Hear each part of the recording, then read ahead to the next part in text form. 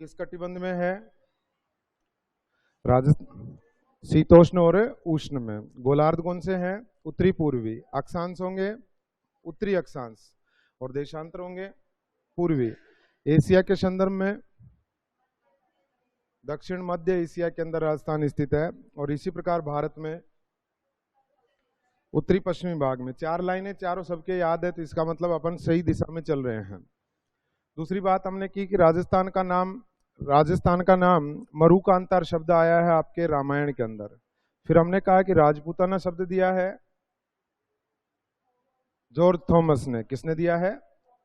और राजस्थान के लिए जो हमारे राजस्थान, रजवाड़ा और राजस्थान शब्द दिया है कर्नल सिरोही के बसंतगढ़ अभिलेख में।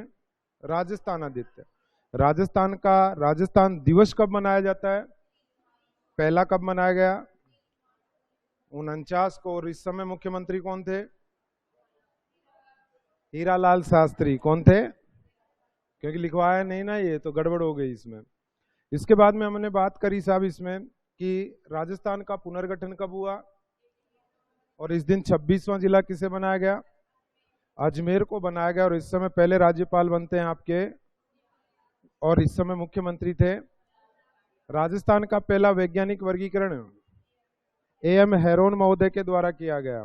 राजस्थान का पहला शहर जिसे मानचित्र पर दर्शाया गया कौन सा था?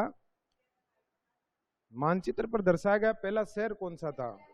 और पहला मानचित्र किसके समय में बनता है? हर्षवर्धन के समय बनता है। ठीक है, ये हमारी यहां तक बात हो गई थी। उसके बाद में हमारी दूसरी बात आती है और नेक्स्ट हमारी बात आती है दोस्तों, वो लिख लिया था क्या आप लोगों ने? डायग्राम बना लिया था क्या? बन गया था ना वो। अब सब इसके बाद में हमारी बात आती है राजस्थान के विस्तार को लेकर।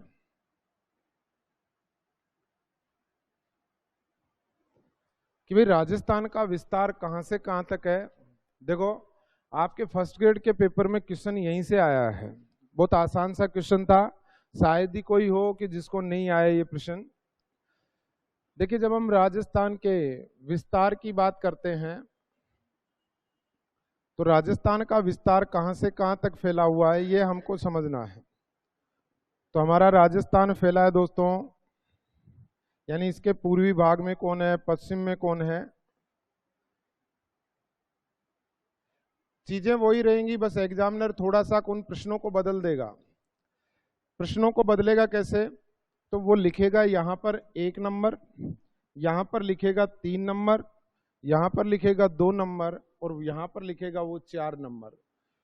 और वो पूछेगा आपसे कि ये बिंदु क्रमशः किन गांवों को प्रदर्शित कर रहे हैं, ये बिंदु क्रमशः किन तहसीलों को प्रदर्शित कर रहे हैं, ये बिंदु क्रमशः किन जिलों को प्रदर्शित कर रहे हैं। इस रूप में आपसे प्रश्न पूछा जाता है। आप बताएं, राजस्थान के ये है पूर्वी भाग। अब सब आपसे सबसे पूर्व में जिला पूछे तो राजस्थान का सबसे पूर्वी जिला कौन सा है? धौलपुर है। राजस्थान की सबसे पूर्वी तहसील कौन सी है? तो ये है राजाखेड़ा। फर्स्ट ग्रेड की तैयारी कर रहे हो और पुलिस का पेपर का प्रश्न नहीं आ रहा, क्या बात है। और सबसे पूर्वी गांव कौन सा है? सिलाना। अब आप लोग गाइड पढ़ेंगे तो कहीं पर सिलावन, सिलावट, अलग अलग नाम देखने को मिलेंगे। आप लोगों को यही याद करना है, ठीक है। जिला है आप लोगों के धौलपुर, तहसील राजाखेड़ा और गांव है सिलाना साहब। इसी क्रम में जब हम चलते हैं राजस्थान के पश्चिमी भाग में, तो राजस्थान का सबसे पश्चिमी जिला कौन सा होगा? जैसलमेर।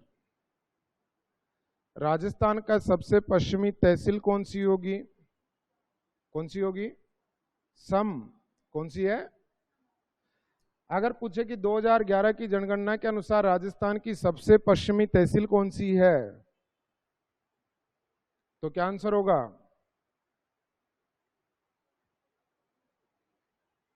दो 2011 की जनगणना के अनुसार राजस्थान की सबसे पश्चिमी तहसील कौन सी है? समी होगी। याद रखना पिछले दिनों जब राजस्थान के अंदर तहसीलें बनाई हैं उस समय सम को बनाया गया है। पहले सम नाम की कोई तहसील नहीं थी, जैसलमेर तहसील हुआ करती थी। 3 ही तहसीलें थी उस समय जैसलमेर जिले के अंदर। आप नहीं पढ़ते थे न्यूनतम तहसीलों वाला जिला जैसलमेर, उस समय पढ़ते थे। तो वो 3 आपके तहसीलें हुआ करती थी, जिसमें आपके एक तो फलसूंड क्षेत्र है, एक आपके पोखरण था और एक जैसलमेर था। फिर इनके द्वारा एक और तहसील बनाई और 5वीं तहसील अब सम के रूप में यहाँ पर बनाई गई है। ठीक है, तो यहाँ की नवीनतम तहसील भी है ये। पश्चिमी गांव पूछे आपसे तो गांव कौन सा है? कटरा। कौन सा है? इसी क्रम में जब हम उत्तर में चलते हैं तो साहब राजस्थान का सबसे उत्तरी जिला कौन सा है? श्री गंगानगर को श्री गंगानगर क्यों कहते हैं?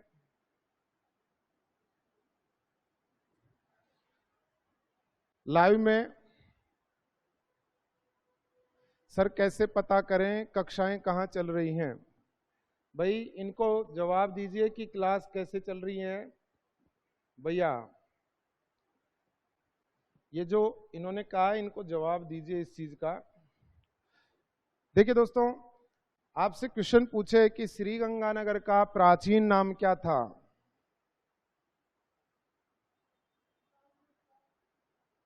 क्या था भाई? गंगानगर का प्राचीन नाम क्या था?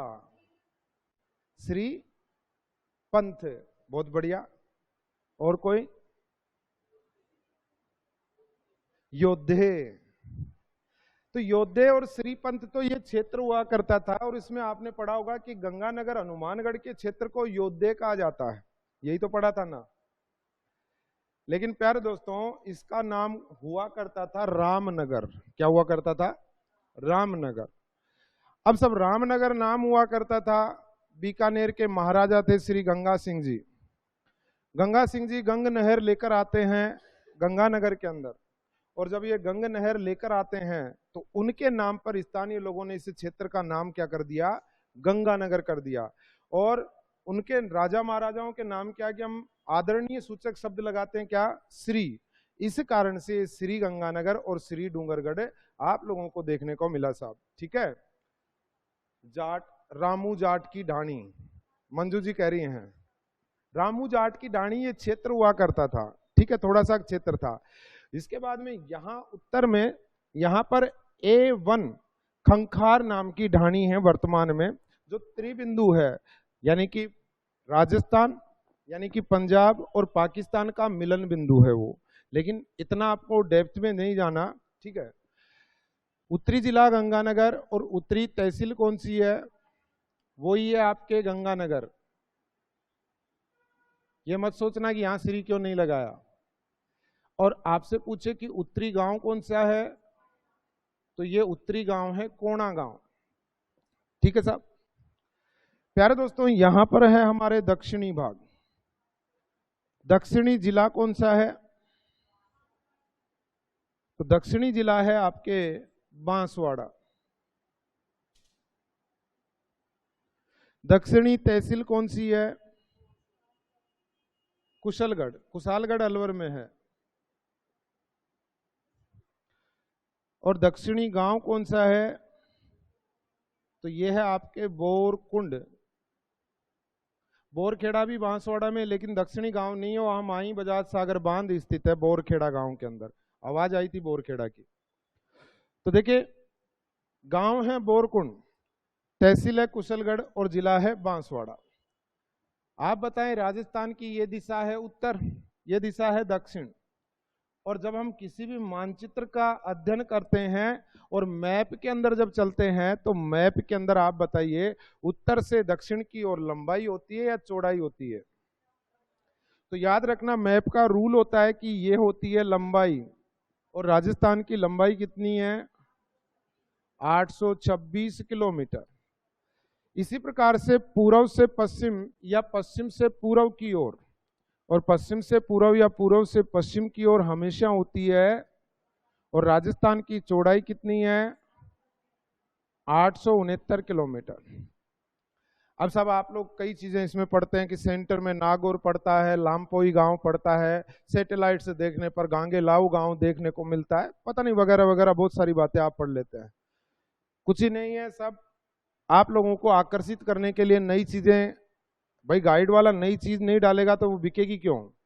इसलिए हमको ज्यादा दिमाग लगाना ही नहीं है। अब आपने कहा कि पूर्व से पश्चिम व उत्तर से दक्षिण राजस्थान के विस्तार के मध्य अंतर कितना है?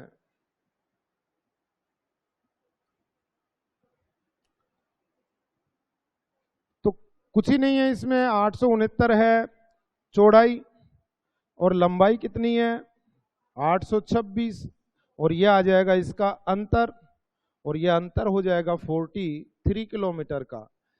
और देखो सौभाग्य से आपके फर्स्ट ग्रेड में भी यही क्वेश्चन था, और आप लोगों के रीट के पेपर में भी यही क्वेश्चन था।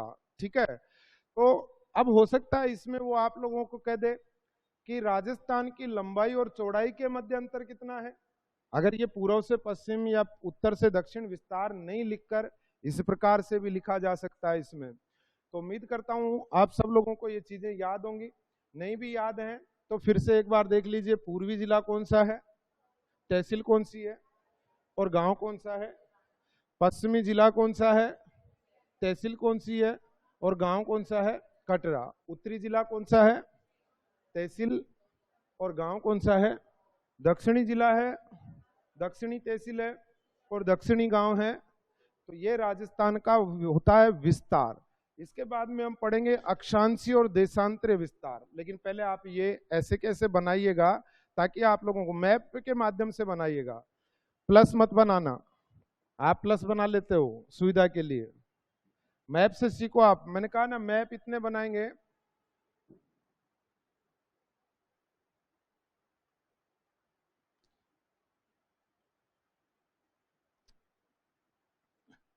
आपके जो कमेंट में पूछा था जिन्होंने कि ये कैसे पता करें कक्षाएं का, तो आपके लिए एक नंबर डाला है, इस नंबर पे आप कॉल करके पूछ सकते हैं। बहन जी कोई भी आपके समस्या आती है तो उसको पूछ सकते हैं।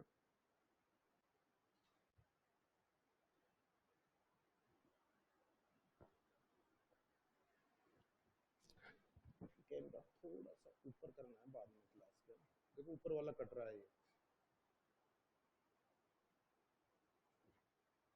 बिल्कुल थोड़ा सा।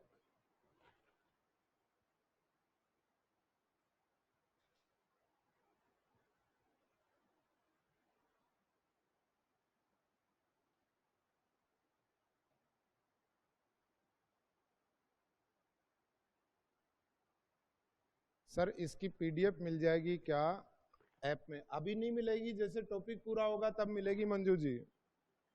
बाकी आपको पीडीएफ क्यों चाहिए, आप खुद का लिखा करो। पीडीएफ तो देने को तो मैं ही दे दूंगा आप लोगों को, लेकिन उससे मतलब नहीं रहता, आप सीख नहीं पाते हैं उससे। कितने नंबर की कक्षा है ये? अब नंबर कैसे पूछ रहे हैं मेरे को वो बताइए आप। क्लास का नंबर बताना है या फिर?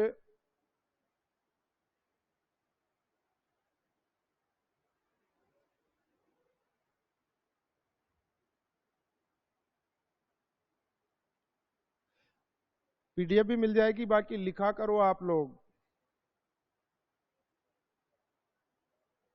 और ये बबीता बहन जी आप क्या पूछ रहे हैं, आप कितने नंबर की कक्षा है ये? आप बताएं क्या आप पूछना चाह रहे, समझ में नहीं आया। इससे पहले कितनी पढ़ा दिया है? अच्छा, 1 2 3 सोमवार से क्लास चल रही है, शायद ये तीसरे नंबर की क्लास है, थर्ड नंबर की क्लास है ये। इस पे नंबर डाला करो आप, कि जैसे भाग 1 भाग 2 भाग 3 है ना, तो इनको कंफ्यूज नहीं होता कि इनके दिक्कत नहीं आए। जैसे आपने अपनी डली हुई है ना क्लासें, उसमें लिख देना राजस्थान एक परिचय भाग 1, फिर लिख देना भाग 2, फिर लिख देना भाग 3। सेकंड क्लास है? नहीं सेकंड नहीं है, ये थर्ड है।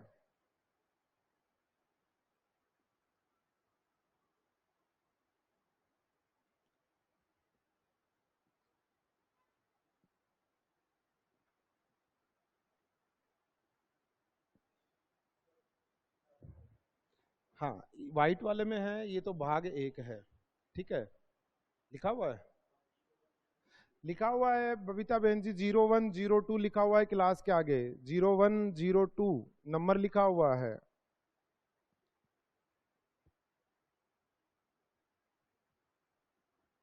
फिर भी आप इसमें ये लिख दो भाग 1 लिख दो, भाग 2, भाग 3, तो उससे कंफ्यूज नहीं होगा। 01 से समझ नहीं पा रहे हैं शायद ये। हाँ ये भी लिखना है ना, प्रश्न तो यहीं से आया है हमारा।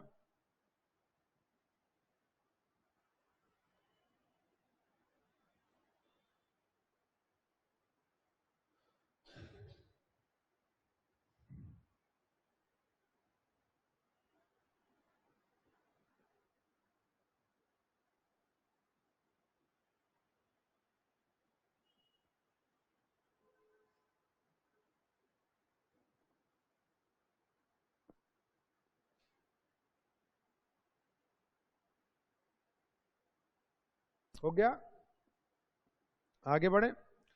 अब सब बात आती है अक्षांशीय और देशांतरीय विस्तार की।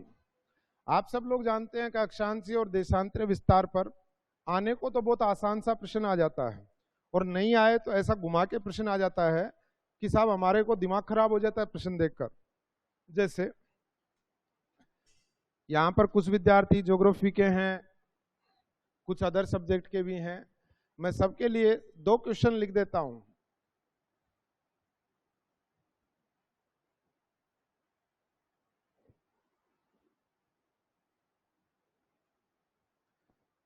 देखिए, जैसे मान लीजिएगा एक क्वेश्चन आप लोगों से कह रहा है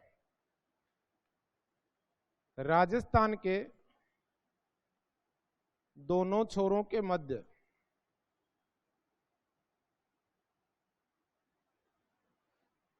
घड़ी में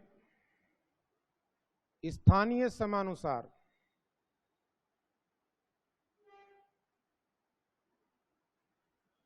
समय का अंतर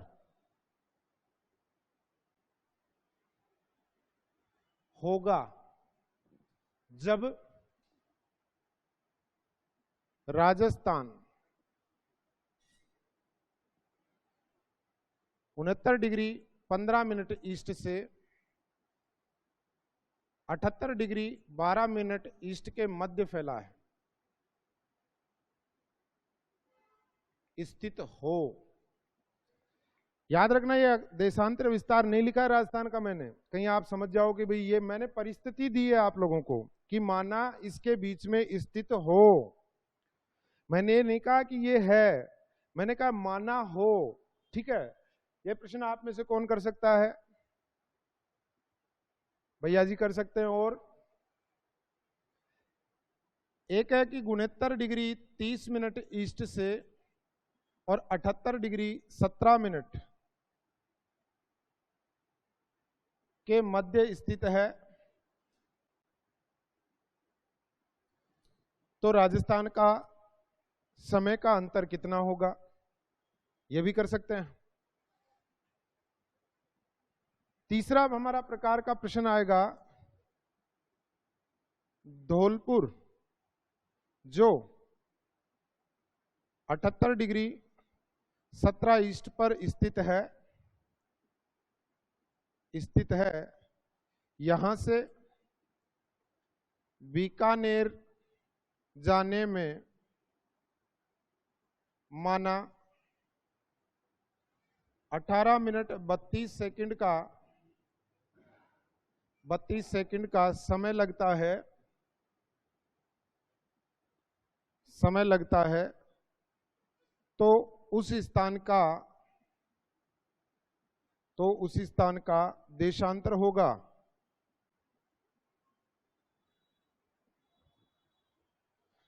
एक और क्वेश्चन है, जैसे आप लोगों से पूछता है राजस्थान के सर्वाधिक जिलों से गुजरने वाला अक्षांश है। एक और क्वेश्चन पूछ लेता है जैसे आपसे राजस्थान से गुजरने वाला सबसे बड़ा अक्षांश वृत्त है। मान लो एक और क्वेश्चन आपसे पूछ ले, राजस्थान में निम्न अक्षांश पर या ये लिखे कि सर्वाधिक निम्न अक्षांश पर स्थित स्थान है, बता सकते हैं कौन है? नागौर है, बहुत बढ़िया। 32 समथिंग सर, 12 बजे से शुरू होती है ना जी फर्स्ट ग्रेड पेपर की क्लास, उनके हिसाब से सेकंड क्लास है जी। अच्छा अच्छा अच्छा, क्या कह रहे हैं? एक प्रश्न ये है, एक प्रकार ये है, एक प्रकार ये है, एक प्रकार ये है, एक प्रकार ये है, और एक क्वेश्चन हो सकता है ये भी पूछे कि जब माना 24 डिग्री नॉर्थ पर सूर्य की किरणें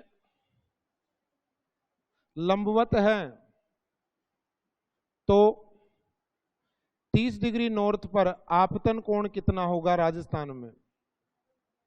आपतन कोण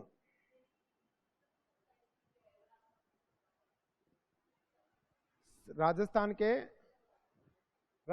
के सर्वाधिक जिलों से ये वाला गुजरने वाला अक्षांश आप बता रहे हैं 27 डिग्री। और कोई?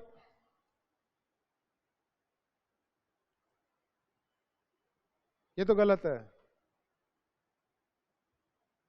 27 तो जैसलमेर, जैसलमेर के बाद में बीकानेर, बीकानेर के बाद में आगे बढ़ते हुए और जोधपुर, नागौर, ये होते हुए कम ही जिलों से गुजरता है। ठीक है, इतना ज्यादा फिर आगे निकल जाता है ये।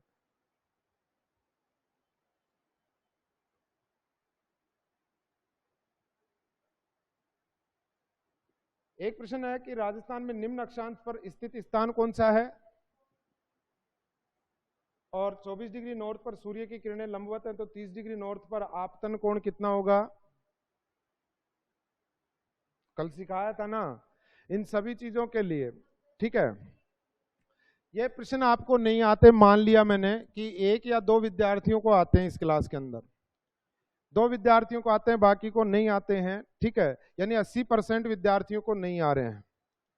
जब ये 80% विद्यार्थियों को नहीं आ रहे हैं और गलती से ऐसा प्रश्न आ गया, सभी राजस्थान के प्रश्न है, तो इसके लिए अगर मान लो ऐसा या इससे रिलेटेड कोई भी प्रश्न आ जाए, कोई भी किसी भी एग्जाम के अंदर, और आप लोगों के तो 100% आएगा ही आएगा, फर्स्ट में नहीं तो सेकंड में। ठीक है, तो आप लोगों को अगर सिखा दिया जाए, ऐसा कोई भी प्रश्न आप लोगों का गलत नहीं है, तब तो मानोगे ना कि पढ़ाने वाले में दम है? मानोगे ना? स्वीकार कर लोगे फिर तो? यस और नो? सर फिर तो स्वीकार कर लेंगे ना? चलो ठीक है, तो तय रही, आपसे वादा रहा कि इसी क्लास में अगर 10 विद्यार्थी बैठे हैं तो 10 के 10 सीख कर जाएंगे। इंटेलिजेंट कोई होता है उसको टॉप पर तो कोई भी पहुंचा सकता है, लेकिन जो लास्ट होता है उसको टॉप पर पहुंचाना, यही शिक्षक का धर्म होता है और यही शिक्षक का काम होता है। दोस्तों देखिए, अभी सभी प्रश्नों के आप उत्तर देंगे, लेकिन इसके लिए थोड़ा सा अपन को आउट भी जाना पड़ेगा, क्योंकि समझने के लिए हमको बाहर तो जाना ही पड़ेगा, नहीं तो फिर समझ में नहीं आएगा हमारे। देखिए दोस्तों,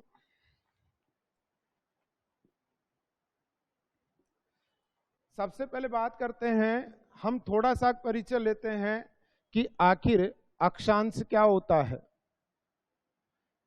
किसे कहते हैं हम अक्षांश?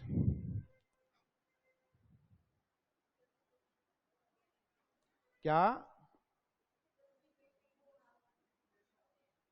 कोणात्मक दूरी को दर्शाते हैं। दक्षिण से उत्तर से दक्षिण की ओर कोणात्मक दूरी को दर्शाने वाले क्या काल्पनिक रेखाएं क्या कहलाती हैं? अक्षांश रेखा। देखो दोस्तों, हम लोगों को अक्षांश की परिभाषा समझने के लिए कुछ चीजें चाहिए। आप आलू, प्याज, टमाटर कुछ भी ले लो, बेच नहीं रहा हूं, आप कुछ भी ले लो। जैसे हमने ये बोतल ले ली, बोतल ले ली, या घूमने वाला, पहले बचपन में किसी ने लट्टू देखा हो, घूमने वाला आता था, आजकल तो कहाँ आते हैं वो चीजें, बंद हो गई जब से मोबाइल पर पबजी आया है। इस बोतल के हमने एक छड़ आर पार कर ली लोहे की, तो ये आर पार कर ली, तो ये इस बोतल का कहलाएगा अक्ष। क्या कहलाएगा?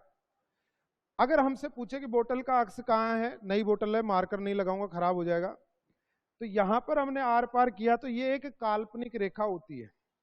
आप छठी की किताब में पढ़ेंगे एनसीईआरटी के में, तो उसमें लिखा हुआ है कि अर्थ का एक एक्सिस होता है, अर्थ का एक अक्ष होता है, और ये एक काल्पनिक रेखा होती है। अब साहब हमने कहा कि ठीक है ये अक्ष है, तो ये मान लिया साहब, तो हमने कहा कि ये पृथ्वी के आर पार कर लिया, तो और अब इसको कहा हमने अक्ष, क्या कहा इसको हमने अक्ष। लेकिन साहब दूसरी व्याख्या कहते हैं कि साहब ये पृथ्वी का अक्ष और ये पृथ्वी का अक्ष 23.5 डिग्री झुका हुआ है। तो अब बताओ 23.5 डिग्री झुका हुआ है, यानी कि यहां से लेकर और ये 23.5 डिग्री का झुकाव है। जब ये अक्ष होता है तो ये हमारे पास में कक्ष होता है। तो ये तो हो गया एक्सिस, और ये हो गया हमारे पास में ऑर्बिट यानी कक्ष। अब आपने कहा है कि ये 23.5 डिग्री झुकाव रखता है, और इसके कक्षीय समतल के साथ में ये कोण बनता है, ये कितने डिग्री का बनता है? 66.5 का।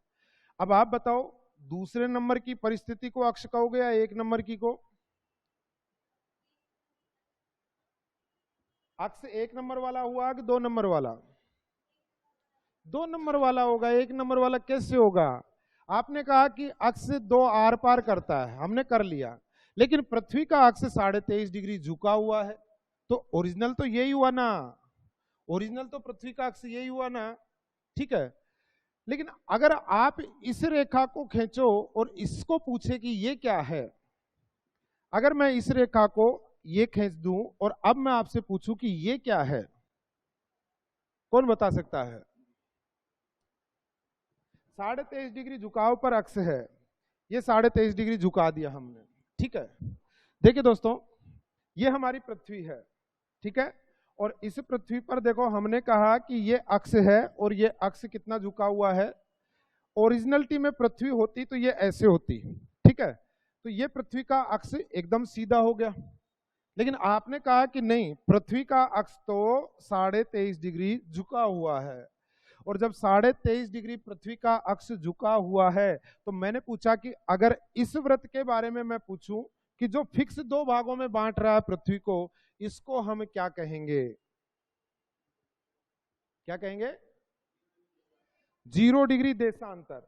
देशांतर तो उत्तरी ध्रुव को दक्षिणी ध्रुव से मिलाने वाली काल्पनिक रेखा। ये लो साहब 0 डिग्री आपके, ये तो उत्तरी ध्रुव है ना, और ये दक्षिणी ध्रुव है, और इन दोनों को मिलाने वाली काल्पनिक रेखाएं देशांतर रेखाएं। ये लो सभी देशांतर हैं, कोई सी भी 0 मान लो आपके, जो जचे जो ही, ठीक है। मैंने तो ये पूछा है कि ये क्या है। देखिए ये हमारी पृथ्वी है, 23.5 डिग्री झुकी हुई है, यहां सूर्य भगवान सीधा चमकते हैं, और जब सूर्य भगवान सीधा चमकते हैं तो आप बताओ सूर्य भगवान को इससे कोई मतलब है क्या कि पृथ्वी कितनी झुकी हुई है? कोई मतलब नहीं है। तो जो ये सूर्य का प्रकाश आएगा, ये तो इसके सामने वाले हिस्से में यानी यहां तक भी जाएगा, इस अक्ष को पार करके यहां तक जा रहा है, और यहां इस अक्ष पर पहुंच ही नहीं रहा है, जब तो ध्रुवों पर 6 महीने दिन और 6 महीने रात होगी, यानी इस भाग में ही पहुंच रहा है, और इस भाग में क्या है, इस समय दिन है, और इसके ठीक पीछे क्या है, रात। लेकिन पृथ्वी अपने अक्ष पर क्या करती है, घूर्णन करती है। घूर्णन के पश्चात कुछ समय पश्चात ये हिस्सा आगे आ जाता है, और ये दिन और रात को विभाजित करने वाला व्रत है, और पृथ्वी पर दिन रात की अवधि को विभाजित करने वाले व्रत को प्रदीप्ति व्रत कहा जाता है। क्या कहा जाता है? खैर उससे भी हमको कोई मतलब नहीं है, हमें तो अक्षांश की परिभाषा निकालनी है। तो हमने कहा कि यह हमारी पृथ्वी है, और इस पर यह पृथ्वी का अक्ष है। अब इस पृथ्वी के अक्ष को हमको मानना है आधार। क्या मानना है? आधार मानना है। पृथ्वी के इस अक्ष को आधार मानकर खींचे गए कोणों के समान मानों को मिलाने वाली, और समान मानों को मिलाने वाली काल्पनिक रेखाएं क्या होती हैं? अक्षांश रेखाएं होती हैं। क्या होती हैं? तो हमने कहा कि पृथ्वी का ये तो क्या है, कक्षा तल है, इसके अक्ष को हमने क्या माना है? आधार, और ये कोण है, और कोण के ये समान मान हैं, और इन समान मानों को मिलाने वाली काल्पनिक रेखाएं क्या कहलाती हैं? अक्षांश रेखाएं कहलाती हैं। नहीं समझ में आया, कोई दिक्कत नहीं है। आप देखें, यह हमारी पृथ्वी है, इस पृथ्वी पर यह दिशा कौन सी, यह दिशा कौन सी, पश्चिम। इस पृथ्वी पर पश्चिम से पूर्व की ओर खींचे जाने वाली काल्पनिक रेखाएं, लेकिन भैया पश्चिम से पूर्व की ओर तो ये भी रेखा है, लेकिन ये तो अक्षांश नहीं है। ये भी रेखा है, ये तो अक्षांश नहीं है। इसको ही क्यों कहते हैं, तो देखें, पश्चिम से पूर्व दिशा की ओर खींचे जाने वाली वे काल्पनिक रेखाएं जो समान मानों को मिलाती हैं, और समान मानों को मिलाने वाली काल्पनिक रेखाएं ही क्या कहलाती हैं, अक्षांश रेखाएं कहलाती हैं। ये भी नहीं होता याद, कोई दिक्कत नहीं है यारो। देखो हमने कहा ये पृथ्वी है और ये पृथ्वी पर ये 0 डिग्री है। 0 डिग्री यानी कि कौन सी रेखा, भूमध्य रेखा।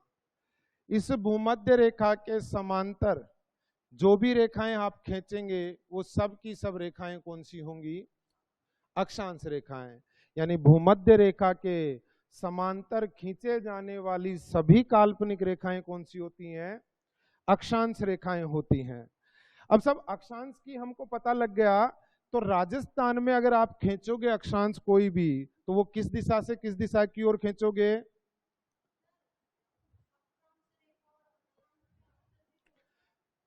अंतर भी बताऊं, मैंने सोचा कि आप सब्जेक्ट में चले गए। सभी अक्षांश रेखाएं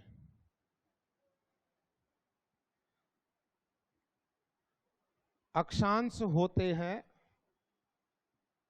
किंतु सभी अक्षांश अक्षांश रेखाएं नहीं होते हैं। कथन सही है या गलत है?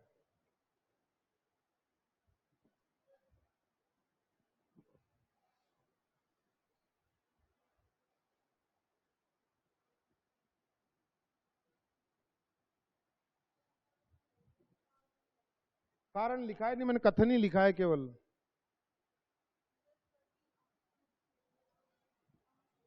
आपने जो मेरे से प्रश्न पूछा है उसका उत्तर लिखा है मैंने तो।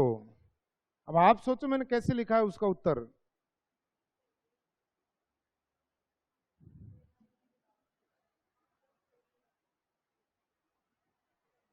दोनों सही हैं, श्योर? सभी सहमत हो?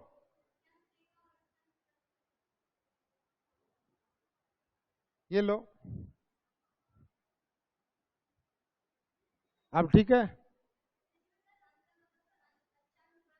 मैंने तो ये कहा है कि जो कथन मैंने लिखा है कि निम्न में से कौन सा कथन सत्य है, और ये कथन लिख दिया एग्जामिनर ने कि सभी अक्षांश वृत्त अक्षांश होते हैं, किंतु सभी अक्षांश अक्षांश रेखाएं या अक्षांश वृत्त नहीं होते हैं। क्या ये कथन सही है या गलत है? सही है तो मेरे को व्याख्या बताओ, कारण बताओ कैसे सही है, और गलत है तो मेरे को ये बताओ कि गलत क्यों है। बहुत बढ़िया, शाबाश। आपने कहा कि जैसे जैसे हम यहां 0 डिग्री से चलते हैं तो ये हुआ 0 डिग्री, ये 1 2 3 4 5 6 7 और लास्ट में हम पहुंचेंगे कितने पर, 90 पर। इसी प्रकार से यहां चलेंगे हम और यहां पर पहुंचे तो हम कितने डिग्री आए, 90 डिग्री। तो आपने कहा कि 90 डिग्री और 90 डिग्री प्लस में एक रेखा ये भी तो है, तो प्लस में एक रेखा यानी भूमध्य रेखा, ये कौन सी रेखा है भाई, 0 डिग्री भी तो अक्षांश है ना, है या नहीं?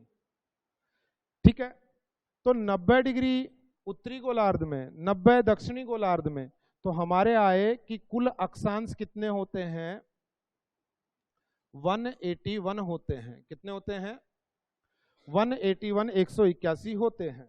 लेकिन दूसरी बात, यह है उत्तरी ध्रुव और यह है दक्षिणी ध्रुव, ये दोनों बिंदु के रूप में है, और बिंदु कभी रेखा नहीं होता है। स्पष्ट लिखा हुआ है, बहुत आपके ये चलती है ना प्रयोगात्मक कार्य भाग 1, उस क्लास के अंदर 11वीं में चलती है शायद ये, उसके अंदर स्पष्ट रूप से लिखा हुआ है।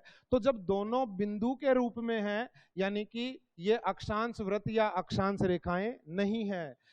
और जब 90 डिग्री नॉर्थ और 90 डिग्री साउथ अक्षांश रेखाएं या अक्षांश वृत्त नहीं है, ठीक है। तो जब नहीं है यानी कि सभी के सभी, लेकिन ये अक्षांश तो है ना, अक्षांश तो है लेकिन अक्षांश वृत्त नहीं है। और इसलिए हमने कहा कि सभी अक्षांश वृत्त अक्षांश होते हैं, ठीक है। तो सभी अक्षांश वृत्त यानी यहां तक जो लास्ट अक्षांश वृत्त बनेगा वो कितना बनेगा, 89 डिग्री। तो ये अक्षांश है या नहीं, तो सभी के सभी अक्षांश वृत्त तो आपके अक्षांश होते हैं।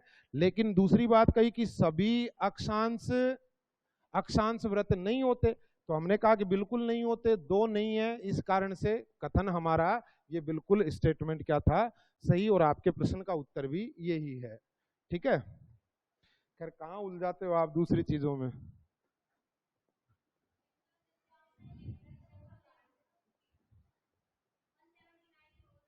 -179 -2 हो जाएगा ना, 181 - 2 179 अक्षांश वृत्त, ठीक है।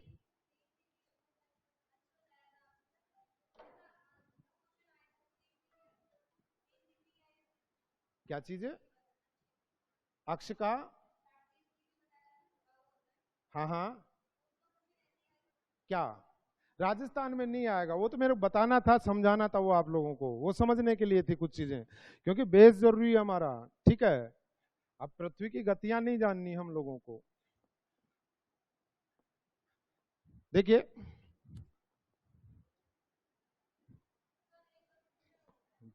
दो पूछो, कंफ्यूजन ही दूर करने हैं हमको, तो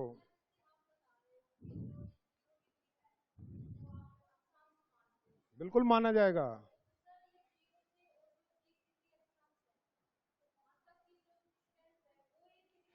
वो मैं पढ़ा दूं, अभी पढ़ाया नहीं मैंने,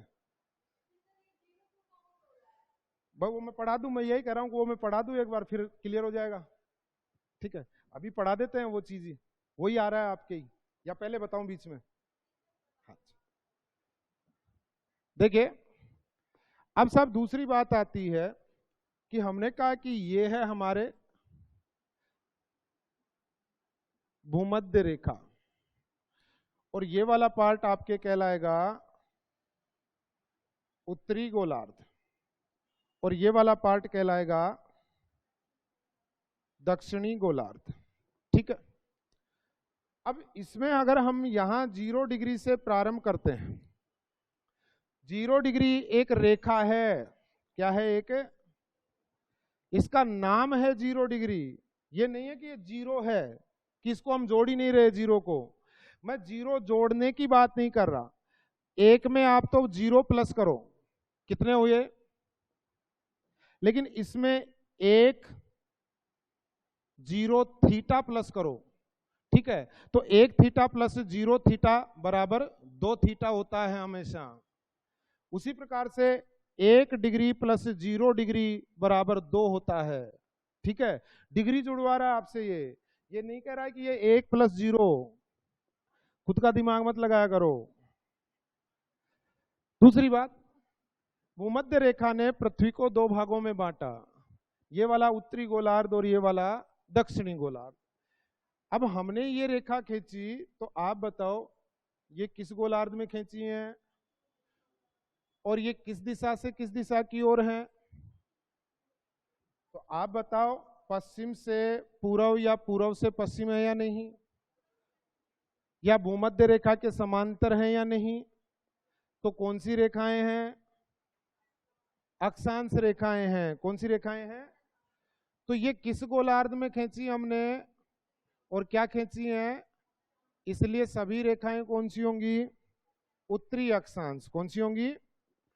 अब सब 0 से हम चलें तो 0 1 2 3 10 20 50 80 और लास्ट में हम कितने डिग्री तक जा सकते हैं, लेकिन इन सब के आगे क्या लिखा हुआ मिलेगा, नॉर्थ। और नॉर्थ क्यों मिलेगा, क्योंकि ये उत्तरी गोलार्ध में है। लेकिन 0 डिग्री के आगे कभी भी नॉर्थ या साउथ नहीं लिखा जाता, क्योंकि ये डिवाइडेशन करता है उत्तरी गोलार्ध और दक्षिणी गोलार्ध का। उसी प्रकार से, ठीक है, अब आप लोग ये कहते हैं कि ये 0 डिग्री है। क्या ये 0 डिग्री काउंटिंग में आती है या नहीं आती है? देशांतर है या नहीं? तो ये देशांतर है, फिर ये क्यों नहीं है अक्षांश?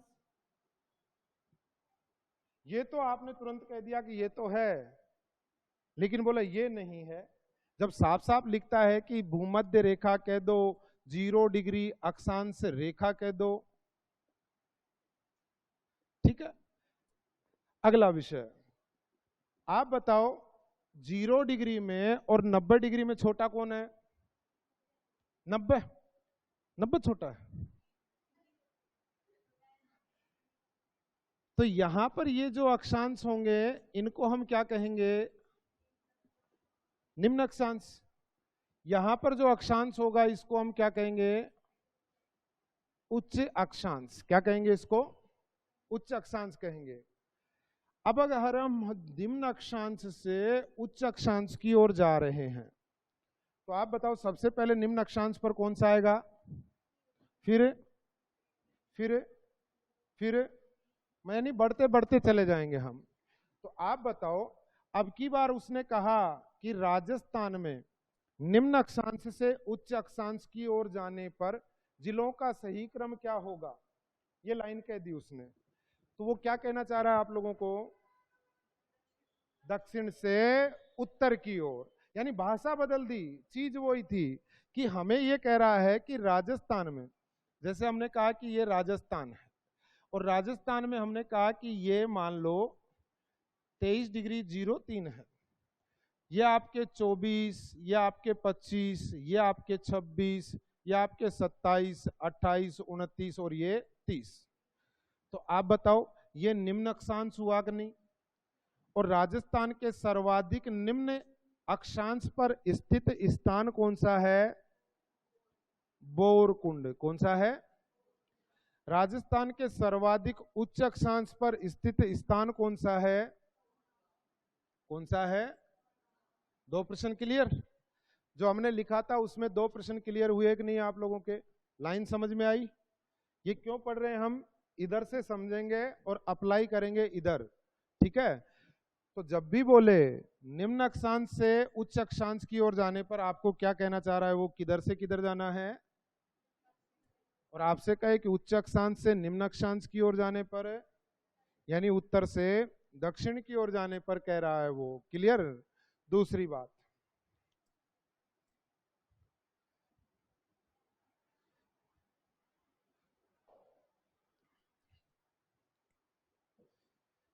देखिएगा, जैसे ये 0 डिग्री है और ये 1 डिग्री है। अब मान लो इन अक्षांशों का हमको जरूरत क्यों है? क्या कारण है? स्थिति पता करने के लिए, जलवायु का निर्धारण करने के लिए।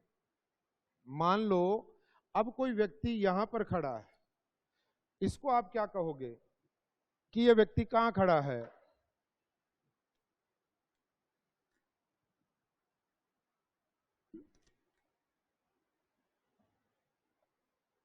ना ये 0 पर ना ये 1 पर। तो देखे दोस्तों, ये जो कोई भी 2 अक्षांश होते हैं, जैसे ये 1 डिग्री और ये 2 डिग्री, इस 1 डिग्री से 2 डिग्री के बीच में ये इनके सब डिवीजन होते हैं, और जब सब डिवीजन होते हैं तो इनको कहा जाता है विभाजक। क्या कहते हैं इनको? और ये विभाजक मिनट के नाम से, इनको आप सिंबल के नाम से इससे प्रदर्शित भी करते हैं। तो अगर कोई व्यक्ति यहां पर खड़ा है बीचों बीच में, तो इसको हम कहेंगे 1 डिग्री 30 मिनट नॉर्थ पर खड़ा है। कोई मान लो व्यक्ति यहां पर खड़ा है तो इसको हम 2 डिग्री 30, लेकिन कितने तक हो सकता है ये? तो 1 डिग्री से अगली डिग्री के बीच में ये 60 ही विभाजक होते हैं। कितने विभाजक होते हैं?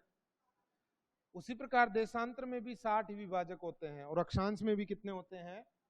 इसलिए जब भी आपसे पूछे कि मान लो ये कोई व्यक्ति है यहां खड़ा है और ये 1 डिग्री है, और ये इसका विभाजक है, 1 विभाजक, 2 विभाजक, ये 3 विभाजक, 4 विभाजक, 5, और ये हम कितने तक जा सकते हैं ऐसे 60, यानी 59 पर हमारा अंतिम विभाजक होगा और 60 पर अगला डिग्री आ जाएगा। जैसे 1 डिग्री था तो ये 2 डिग्री आ जाएगा।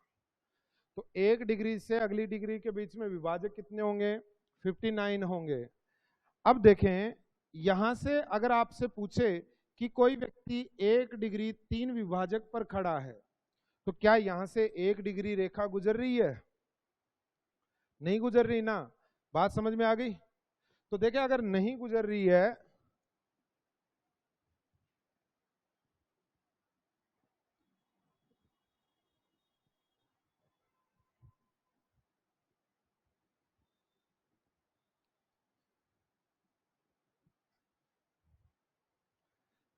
तो अगर हम राजस्थान के संदर्भ में देखते हैं,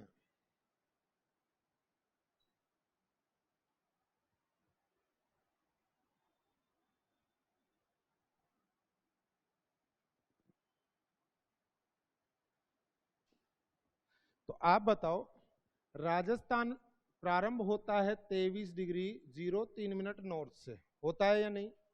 तो इस लाइन का मतलब क्या हुआ कि ये तो है 23 डिग्री और इसका ये 1 और ये 2 और ये तीसरा पार्ट है। तो आप बताओ, क्या राजस्थान से 23 डिग्री रेखा गुजर रही है? नहीं गुजर रही। आगे बढ़ते जाएंगे, बढ़ते बढ़ते, और अब हम पहुंचे 30 पर। 30 विभाजक पर जैसे ही पहुंचे तो इस विभाजक को हम क्या लिखेंगे? 23 डिग्री 30 विभाजक, या इसको हम क्या लिखेंगे? 23.5 डिग्री, या इसको आप जानते ही हैं कि नॉर्थ है तो ये कौन सी रेखा है? कर्क रेखा। कौन सी रेखा है? तो ये लो साहब, आप लोगों के ये हो गई कर्क रेखा। लेकिन क्या कर्क रेखा की काउंटिंग अक्षांशों में होती है? नहीं होती है। तो ये कर्क रेखा यानी कि 23.5 डिग्री नॉर्थ।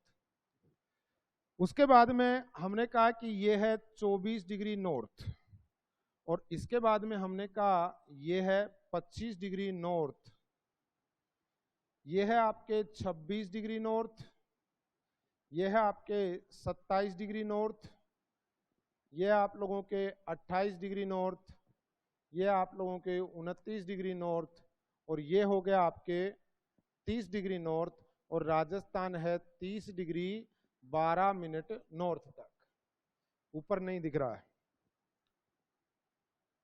तो ये स्थान हो गया 30 डिग्री 12 मिनट नॉर्थ। दिख नहीं रहा है वो कैमरे के अंदर, आपको तो दिख रहा था, इनको भी तो देखना है ना। अब बताओ मेरे को, यहां पर आप लोगों से निम्न अक्षांश से उच्च अक्षांश की ओर कह रहा है वो जाने के लिए, तो यानी दक्षिण से उत्तर की ओर जाना है। राजस्थान के सबसे दक्षिणी भाग से कौन सा अक्षांशीय व्रत गुजरता है? कौन सा गुजरता है? कौन सा गुजरता है? 23 गुजरता है। 2303। तो 2303 व्रत में नहीं आएगा, वो सब डिवीजन हो गया ना। 03 तो सब डिवीजन हो गया। आंसर क्या होगा? 24 डिग्री। क्या होगा आंसर? बात समझ में आई क्या मेरी? इतनी देर से मैं मेहनत कर रहा हूं, क्यों कर रहा हूं ये? दूसरा प्रश्न, सब क्या राजस्थान से 23 डिग्री रेखा गुजर रही है? तो राजस्थान के दक्षिणी भाग से एक प्रधान अक्षांश रेखा जिसको हम मानते हैं कर्क रेखा गुजरती है। सब कौन सी रेखा गुजरती है? कर्क रेखा। लेकिन जब अक्षांश व्रतों की बात करते हैं तो आप बताओ, इनमें सबसे बड़ा अक्षांश व्रत कौन सा राजस्थान से गुजरता है? 27 डिग्री। कौन सा गुजरता है? देखिए साहब, है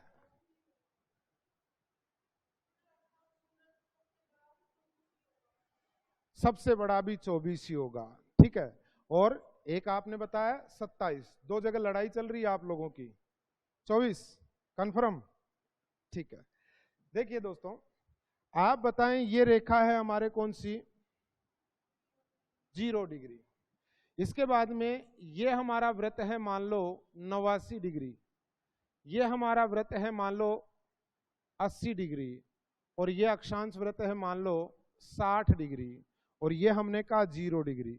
इसी प्रकार से ये मान लो 35 डिग्री, ये मान लो 70 डिग्री, ये हमने कहा ये 80 डिग्री और ये हमने कहा ये है 89 डिग्री। यही है। देखें इस पृथ्वी पर ये रहा हमारे भूमध्य रेखा यानी कि 0 डिग्री अक्षांश वृत्त और इस पृथ्वी पर ये रहा 89 डिग्री। तो 0 डिग्री बड़ा है या 89 डिग्री बड़ा है? कौन सा वृत्त बड़ा है दोनों में? 0 डिग्री बड़ा है। ये है 1 डिग्री और ये है 80 डिग्री। तो ये 1 डिग्री है इस प्रकार से और ये 80 डिग्री है। तो 1 डिग्री बड़ा है या 80 डिग्री? 1 डिग्री बड़ा है। आप बताओ ये 0 डिग्री के ठीक ऊपर है और सबसे ज्यादा उभरी हुई भूमध्य रेखा पर पृथ्वी है, तो सबसे बड़ा वृत्त कौन सा है? तो सबसे बड़ा वृत्त है 0 डिग्री या भूमध्य रेखा। इस कारण से इसको ग्रेट सर्किल या महान वृत्त कहा जाता है। क्या कहा जाता है इसको? महान वृत्त या ग्रेट सर्किल के नाम से जाना जाता है। अब आप बताओ 0 डिग्री से उत्तर की ओर जाएंगे या 0 से दक्षिण की ओर जाएंगे तो अक्षांश वृत्त क्या होते चले जाएंगे? छोटे होते चले जाएंगे। तो चलो सब, ये हम चल रहे हैं उत्तर की ओर, तो अक्षांश वृत्त क्या होते चले जाएंगे? तो आप बताओ ये राजस्थान से गुजरने वाला सबसे छोटा और ये राजस्थान से गुजरने वाला सबसे, और मान लो निम्न में से, अगर अब की बार लिख दे, निम्न में से सबसे बड़ा अक्षांश वृत्त कौन सा है? और निम्न में से अगर मान लो गलती से वो कर्क रेखा को भी ले रहा है तो आंसर क्या करेंगे? क्योंकि 24 से बड़ा कौन है? यानी जो मान जितना छोटा होगा उतना ही बड़ा क्या होगा? अक्षांश वृत्त होगा। Line clear? तीसरा प्रश्न देखो दोस्तों, ये 27,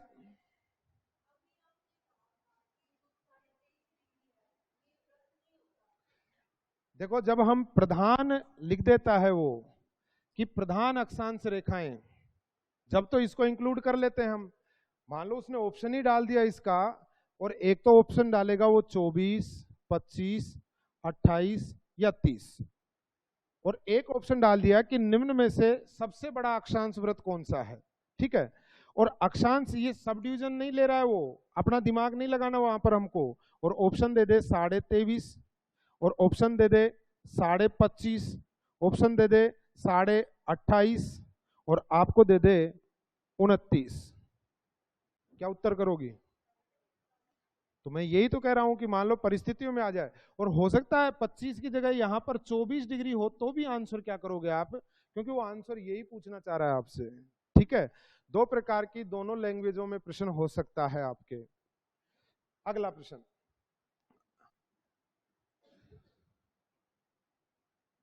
देखिए दोस्तों, ये जो 24 डिग्री है इसकी बात करते हैं हम, तो ये 3 जिलों से गुजरता है। यहाँ उदयपुर से होते हुए प्रतापगढ़, और प्रतापगढ़ के बाद में ये झालावाड़ पहुंच जाता है साहब, और आगे निकल जाता है।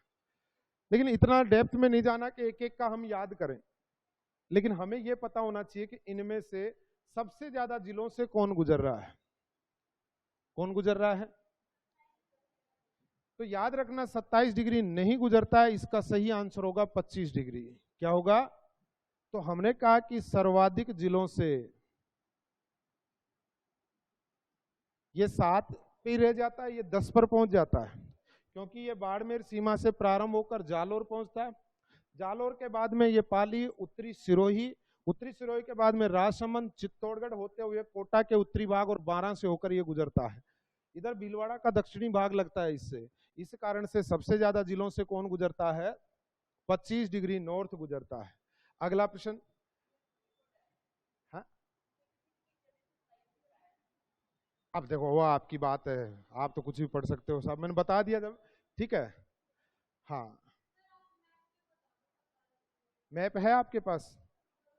मैप देना जी, मैप मैप मैप, छोटा वाला राजस्थान का मैप है ना, वो लेकर आओ।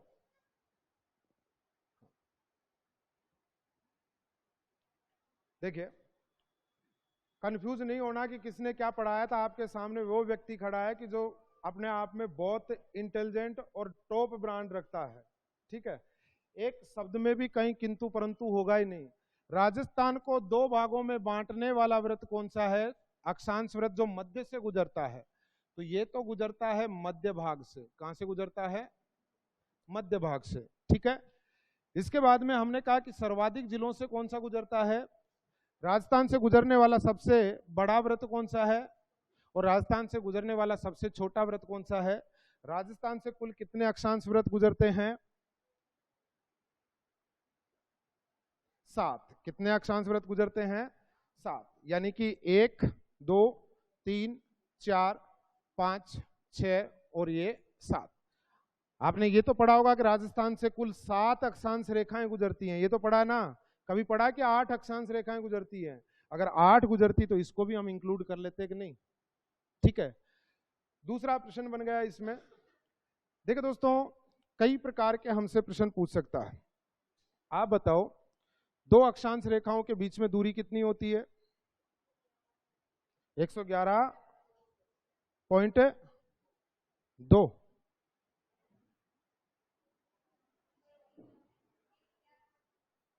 111.33 और किधर है? ध्रुवों की तरफ आने पर दूरी बढ़ती चली जाती है दो अक्षांशों के बीच में, ठीक है। यानी कि फिर समांतर नहीं है ये।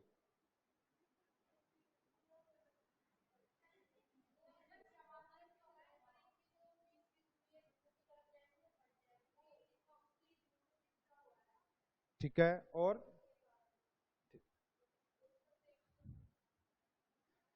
ध्रुवों के ऊपर पृथ्वी के चपटा होने के कारण से कुछ दूरी बढ़ जाती है और कुछ दूरी बढ़कर ये 111.70 किलोमीटर हो जाती है। कितनी हो जाती है? जबकि भूमध्य रेखा पर और भूमध्य रेखा पर यह दूरी कुछ कम होती है और 110.56 किलोमीटर होती है। कितनी होती है? 110.56 और 111.70।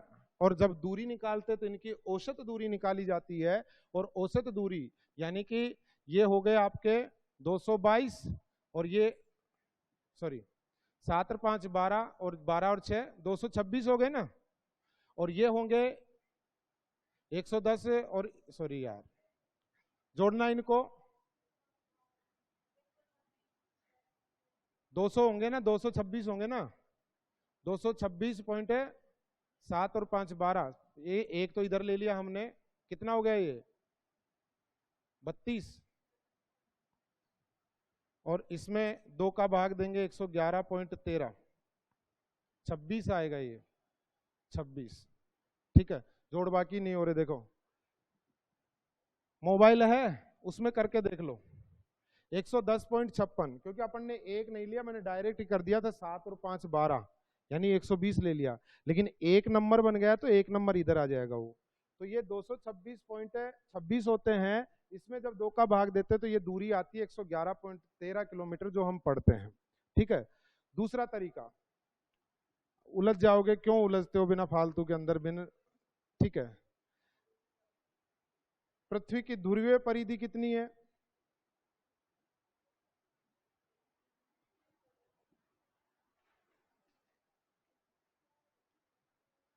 देखो और सब्जेक्ट के भी बैठे हुए हैं, तो निवेदन है, मैं तो उलझूंगा नहीं, आप उलझ जाओगे। लेकिन उसमें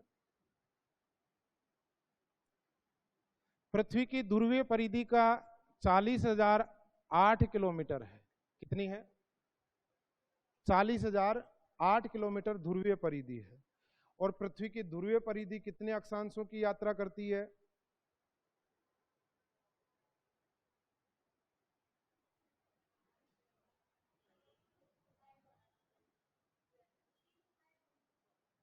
कितने की यात्रा करती है?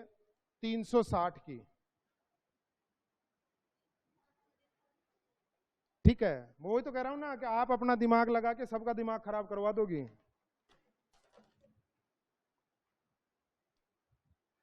ये है, ये ध्रुवीय परिधि है।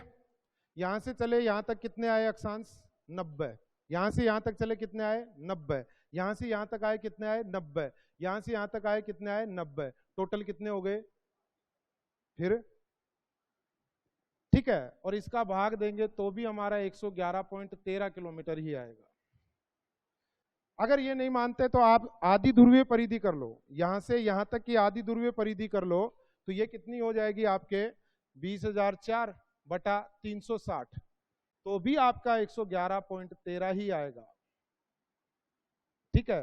और भी आधी कर लो, चौथे हिस्से की कर लो साहब, तो ये हो गई आपके 10,002 बटा 360 बराबर 111.13 ही आएगा। चेक कर लेना घर जाकर। दूसरा, एक बहन जी ने कहा कि मैं कहीं से पढ़कर आई हूं, खड़ी हो जाओ, आ जाओ यहां आ जाओ, क्लियर तो आपको ही करना है ना। अरे नहीं नहीं, ऐसे थोड़ी ना, ऐसे बोल दिया आपने तो फिर तो क्लियर करना ही पड़ेगा ना सबका। पकड़ो, उधर से पकड़ो, ठीक है साहब। ये आपका मैप है, ये आपने कहा कि ये 30 डिग्री है, बिल्कुल हनुमानगढ़ के ऊपर से गुजरता है। और आपने कहा कि ये यहां से आपके, और ये कौन सा गुजरता है 23.5, 23.5 के बाद में आपने कहा कि ये उदयपुर, प्रतापगढ़ और झालावाड़ से, ये लो साहब आपके, ये कौन सा है, तो ये 24 डिग्री है। कौन सा है 24 डिग्री। यहां हमने कहा कि ये 25 डिग्री है, और 25 डिग्री ये लो साहब आप लोगों के, गिन के बताओ, ये गिन के बताओ,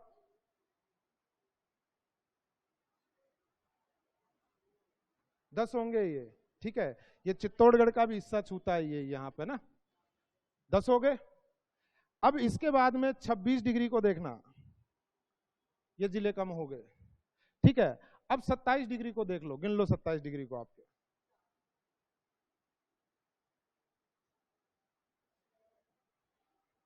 गिन लिए, कौन सा आंसर आया, यही आएगा। जाओ बैठ जाओ,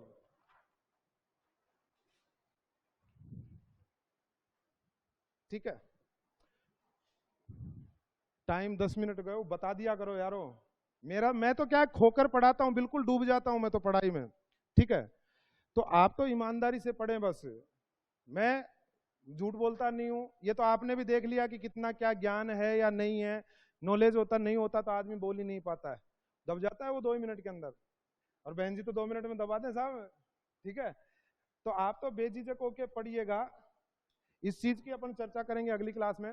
धन्यवाद, थैंक यू सो मच, आपका दिन शुभ हो, आप सदैव प्रसन्न रहें, भगवान श्री नारायण की कृपा बनी रहे और माता सरस्वती आप सबको नौकरी लगाए। Thank you.